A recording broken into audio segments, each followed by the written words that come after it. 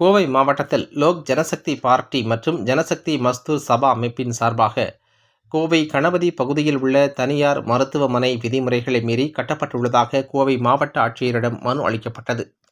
லோக் ஜனசக்தி கட்சி மற்றும் ஜனசக்தி மஸ்தூர் சபா அமைப்பினர் இணைந்து கோவை மாவட்ட ஆட்சியர் அலுவலகத்தில் ஆட்சியரை சந்தித்து புகார் மனு ஒன்றை வழங்கினர்.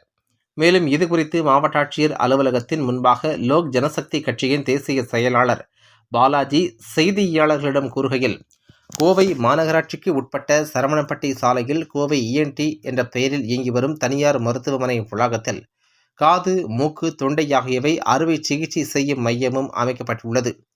கோவை சரவணப்பட்டியைச் சேர்ந்த டாக்டர் சஜிப் ரங்கசாமி இந்த மருத்துவமனையை நடத்தி வருகிறார்.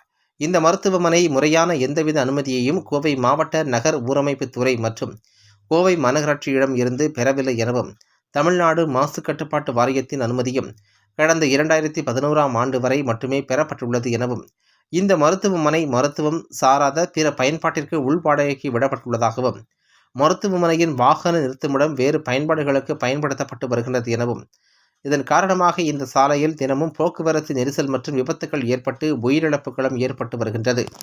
எனவே மாவட்ட ஆட்சியர் அவர்கள் இந்த விஷயத்தில் தலையிட்டு உடனடியாக இந்த கோவை இஎன்டி மருத்துவமனை மீது உரிய நடவடிக்கை எடுக்க வேண்டும் என்று மனு அளித்துள்ளதாக தெரிவித்தார் என்பது குறிப்பிடத்தக்கது. வணக்கம், எனது பெயர் பாலாஜி, லோக் ஜனசக்தி பார்ட்டி தேசிய செயலாளர்.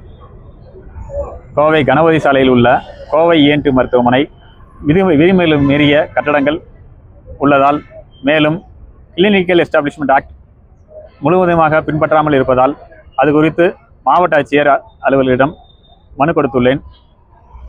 இந்த மனு மீது உரிய நடவடிக்கை எடுப்பதாக மாவட்ட ஆட்சியர் உறுதியளித்துள்ளார். நடவடிக்கை இல்லை என்றால் மேலும் தலைமைச் செயலாளரிடம் மனு கொடுப்பதாக உள்ளோம்.